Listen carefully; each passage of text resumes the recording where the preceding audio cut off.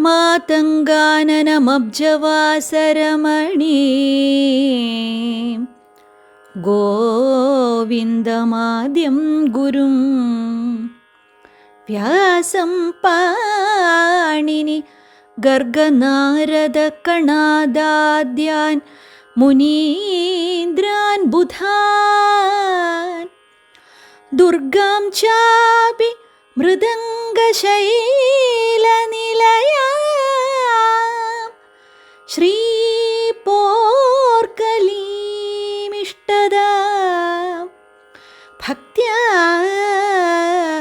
ഭക്ത്യാ നിത്യമുപാസ്മഹേ സപദിനഃ കുർവന്ത്വമീ മംഗളം. മൃദംഗശൈലേശ്വരി പോർക്കലീദേവി. ക്ഷിപ്രപ്രസാദിയായ പോർക്കലീദേവി എന്ന മൃദംഗശൈലേശ്വരി കണ്ണൂർ ജില്ലയിലെ മുഴക്കുന്ന് എന്ന ശാന്തസുന്ദരമായ ഗ്രാമത്തിൽ പരിലസിക്കുന്നു. ഇവിടെ എത്തിച്ചേരുന്ന ഓരോ ഭക്തനും സസ്യലതാദികളുടെ പച്ചപ്പും ശാലീനതയുടെ ഇരിപ്പിടവുമായ ഈ ഗ്രാമം ഭക്തിയുടെയും വിശ്വാസത്തിന്റെയും പ്രാർത്ഥനയുടെയും സമന്വയീഭാവം അനുഭവവേദ്യമാക്കും.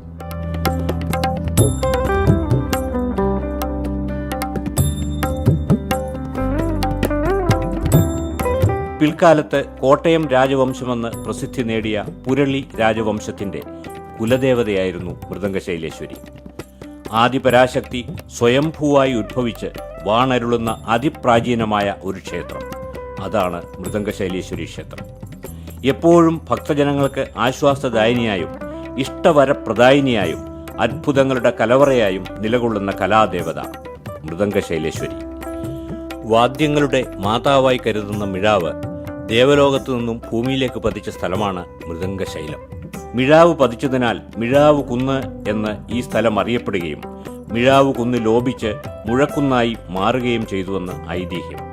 വാദ്യരൂപിണിയായ ദേവി പരിലസിക്കുന്ന അപൂർവ ക്ഷേത്രം. ഇവിടുത്തെ പ്രതിഷ്ഠാകർമ്മം നിർവഹിച്ചത് സാക്ഷാൽ പരശുരാമനാണെന്ന് വിശ്വസിച്ചു പോരുന്നു.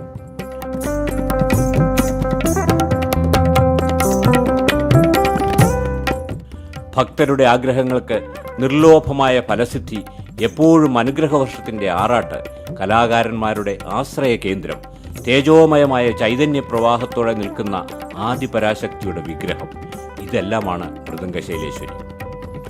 ക്ഷേത്രത്തിന്റെ തെക്ക് കിഴക്ക് മിഴാവിൽ ഭഗവതിയായി മിഴാവിന്റെ രൂപത്തിൽ ദേവി കുടികൊള്ളുന്നു. ദുർഗയായും കാളിയായും പാർവതിയായും വിവിധ ഭാവങ്ങൾ ഉൾക്കൊള്ളുന്ന ദേവിക്ക് സമാന സങ്കല്പങ്ങളുള്ള മറ്റു ക്ഷേത്രങ്ങളിലെ പോലെ പ്രത്യേക സങ്കല്പത്തിലുള്ള പൂജകൾ ഇല്ലെന്നത് ദേവി എല്ലാ രൂപത്തിലും കുടികൊള്ളുന്ന ചണ്ഡികാദേവിയാണെന്നതിന് സാധൂകരണമാണ്.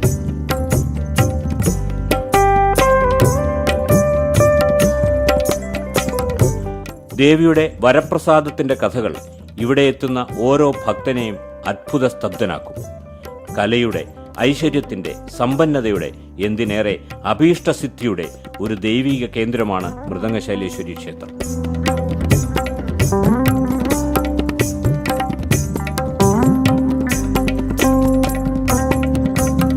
വീരപഴശ്ശിരാജാവിന്റെ ഉജ്ജ്വലങ്ങളായ യുദ്ധവിജയങ്ങൾ ഈ ദേവിയുടെ അനുഗ്രഹത്താലാണെന്ന് കഥകൾ പറയുമ്പോൾ, ഇവിടെ എത്തുന്ന ഓരോ ഭക്തനും പറയുന്ന അനുഭവ കഥകളിൽ മൂകയായ കുട്ടി സംസാരിച്ചതും സന്താന ഭാഗ്യലബ്ധിയും രോഗശാന്തിയും പരീക്ഷാ വിജയവും അപകടമുക്തിയും, എന്തിനധികം സിനിമയുൾപ്പെടെയുള്ള വിവിധ കലാപ്രവർത്തനങ്ങളിലുണ്ടായ വിജയവും തിളങ്ങി നിൽക്കുന്നു എന്ന് ഈ ക്ഷേത്രചരിത്രം ആധികാരിക രേഖകളുടെ അടിസ്ഥാനത്തിൽ രചിച്ച ശ്രീ മുരളി മുഴക്കുന്ന് തന്റെ ഗ്രന്ഥത്തിൽ വിശദമായി പ്രതിപാദിച്ചിരിക്കുന്നു.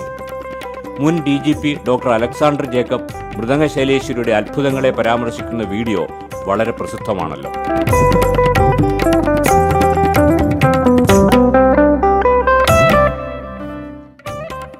മിഴാവ് എന്ന വാദ്യങ്ങളുടെ മാതാവ്. ചാക്യാർകൂത്തിന്റെയും കൂടിയാട്ടത്തിന്റെയും പ്രധാന പക്കവാദ്യമാണ് മിഴാവ്. ശിവതാണ്ഡവ സമയത്ത് നന്ദികേശൻ ഉപയോഗിച്ചിരുന്ന വാദ്യവും മിഴാവ് തന്നെ. മിഴാവ് രൂപത്തിൽ സ്വയംഭൂവായ ദേവിയെ അതിൽ നിന്നും ആവാഹിച്ച് പരശുരാമൻ പ്രതിഷ്ഠ നടത്തി എന്ന ഐതിഹ്യം. ഇവിടെ സംഗീതം ദേവി തന്നെയെന്ന് ഉറക്കെ പറയുകയാണ്. അതിനാൽ തന്നെ സംഗീത വിദ്യാർത്ഥികളും മറ്റ് കലാപ്രവർത്തനത്തിൽ ഏർപ്പെട്ടിരിക്കുന്നവരും ഇവിടെ വന്ന് ആരാധന നടത്തേണ്ടതാണ്. ക്ഷേത്രത്തിന്റെ വടക്ക് കിഴക്കായി കാണുന്ന ക്ഷേത്രകുളത്തിന് പ്രാധാന്യം ഏറെയാണ്. കഥകളി എന്ന രാജകലയുടെ ഉദ്ഭവത്തിന് പ്രധാന കാരണക്കാരനായ കോട്ടയത്ത് തമ്പുരാൻ. രാമനാട്ടമെന്ന കൊട്ടാരക്കര തമ്പുരാൻ വികസിപ്പിച്ചെടുത്ത കലാരൂപത്തെ തന്റേതായ ശൈലിയിൽ കഥകളിയായി രൂപാന്തരപ്പെടുത്തിയെടുത്ത കോട്ടയത്ത് തമ്പുരാനെ കലാകേരളത്തിന് വിസ്മരിക്കാനാവില്ല. കല്യാണ സൗഗന്ധികമടക്കം 4 പ്രധാനപ്പെട്ട ആട്ടക്കഥകൾ രചിച്ചു എന്നതിനപ്പുറം കഥാപാത്രങ്ങളുടെ വേഷവിധാനങ്ങളും മറ്റ് ചിട്ടവട്ടങ്ങളും ഒരുക്കുന്നതിൽ കോട്ടയത്ത് തമ്പുരാൻ സ്തുത്യർഹമായ സേവനമാണ് കാഴ്ചവെച്ചത്. ഇതെല്ലാം തമ്പുരാൻ ചെയ്യുക ഈ ക്ഷേത്രകുളക്കരയിൽ ഇരുന്നാണെന്ന് പഴമക്കാർ പറയുന്നു. മൃദംഗ ശൈലേശ്വരി അദ്ദേഹത്തിന്റെ കൂടെ ഇരുന്ന് അനുഗ്രഹവർഷം ചൊരിഞ്ഞതിനാലാണ് കഥകളി എന്ന മഹാകലാപ്രസ്ഥാനം ഉടലെടുത്തത് എന്ന് സാരം. ഒരിക്കൽ കഥകളിയിലെ വേഷവിധാനങ്ങളെപ്പറ്റി ഈ കുളക്കരയിൽ ചിന്തിച്ചിരുന്ന തമ്പുരാന് സ്ത്രീവേഷം എങ്ങനെ ചിട്ടപ്പെടുത്തണമെന്ന് സംശയമായി. കുളക്കരയിൽ ദേവിയെ മാത്രം ധ്യാനിച്ചിരിക്കുന്ന സമയത്ത് സ്ത്രീവേഷത്തിൽ ഒരു രൂപം കുളത്തിൽ നിന്ന് ഉയർന്നു വരുന്നതായി അദ്ദേഹം കണ്ടെത്തേ. സാക്ഷാൽ മൃദംഗ ശൈലേശ്വരി തന്നെ കഥകളിയിലെ സ്ത്രീവേഷം എങ്ങനെ വേണമെന്ന് അദ്ദേഹത്തെ കാണിച്ചു കൊടുത്തു. ആ രൂപത്തിന് അരയ്ക്ക് താഴെയുള്ള ഭാഗം വെള്ളത്തിനടിയിലായിരുന്നതിനാൽ ആ വേഷവിധാനം അദ്ദേഹത്തിന് കാണാനായില്ല. അങ്ങനെ അരയ്ക്ക് താഴെ വെളുത്ത വസ്ത്രമാകട്ടെ എന്ന് തമ്പുരാൻ തീരുമാനിക്കുകയും അത്തരത്തിൽ ചിട്ടപ്പെടുത്തുകയും ചെയ്തു. ഇന്ന് ക്ഷേത്രത്തിലെ കലാപരിപാടികൾ നടത്തുന്ന ക്ഷേത്രത്തിനു പുറത്തുള്ള വേദി കോട്ടയം തമ്പുരാന്റെ നാമധേയത്തിൽ അറിയപ്പെടുന്നു.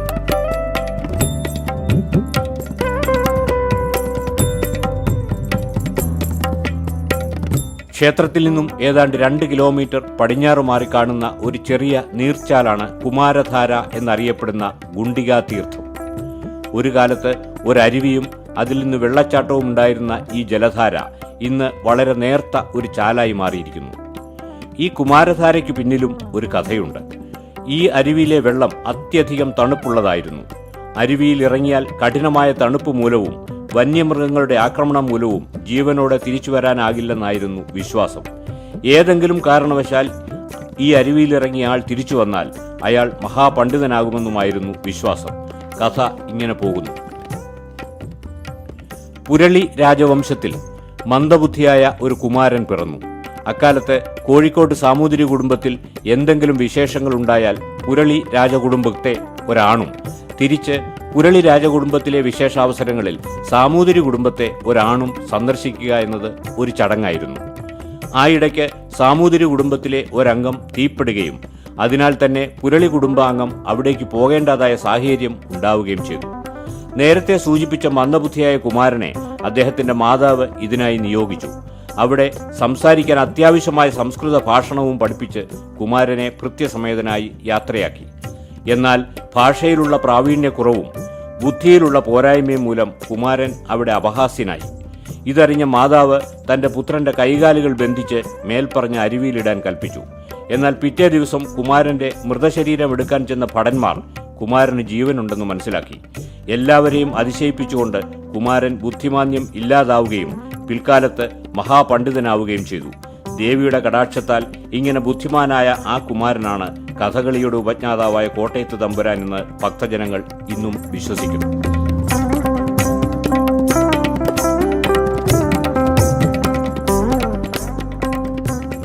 ക്ഷേത്രത്തിനുള്ളിലേക്ക് കയറിയാൽ മനോഹരമായ ഒരു മണ്ഡപം കാണാം. ക്ഷേത്ര ലക്ഷണങ്ങൾ എല്ലാം തികഞ്ഞ ശ്രീകോവിൽ. നാലമ്പലത്തിനു വെളിയിൽ പ്രദക്ഷിണ വഴിയിൽ തെക്ക് കിഴക്കേ മൂലയിൽ സരസ്വതി മണ്ഡപം. വീരപഴശ്ശിരാജയുടെ ഒരു പ്രതിമയും അവിടെ പ്രതിഷ്ഠിച്ചിരിക്കുന്നു. പ്രദക്ഷിണ വഴിയിലൂടെ പടിഞ്ഞാറേ നടയിലെത്തിയാൽ ക്ഷേത്രം അതിലും കടന്ന് പുറത്തേക്ക് കടക്കുമ്പോൾ ഉപദേവതകളായ ശ്രീ പാർത്ഥസാരഥിയും നാഗവും കിരാതമൂർത്തിയും അടുത്തടുത്ത ചെറിയ ശ്രീകോവിലുകളിൽ ഇരിക്കുന്നു. ഈ ചെറു ക്ഷേത്രങ്ങളെല്ലാം തന്നെ ഒരു ചെറു കാടിനുള്ളിലാണ് ഇരിക്കുന്നത്. ഇതുകൂടാതെ ഗണപതി, വനശാസ്താവ്, ദക്ഷിണാമൂർത്തി എന്നീ ഉപദേവതകളും ക്ഷേത്രത്തിലുണ്ട്. ക്ഷേത്രത്തിനു പുറത്തിറങ്ങിയാൽ വടക്കേ വാതിലിനു വെളിയിൽ ദേവിയുടെ പരമഭക്തനായിരുന്ന പഴശ്ശിരാജയുടെ ഒരു പൂർണ്ണകായ പ്രതിമ സ്ഥാപിച്ചിരിക്കുന്നു.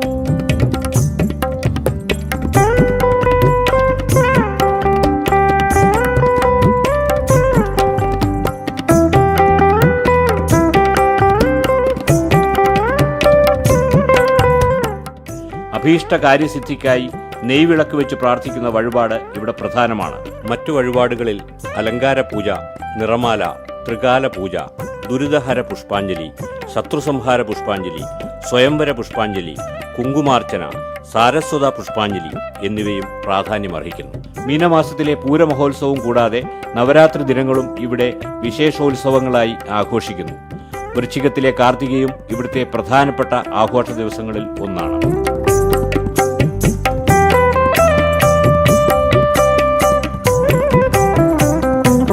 സർവൈശ്വര്യദായകിയായ ദുർഗയായും ശത്രുസംഹാര രൂപിണിയായ കാളിയായും കലാദേവതയായ സരസ്വതിയായും വിവിധ ഭാവങ്ങളിൽ വിരാജിക്കുന്ന ദേവിക്ക് സാത്വിക പൂജാകർമ്മങ്ങൾ മാത്രമാണ് ചെയ്യുന്നത്.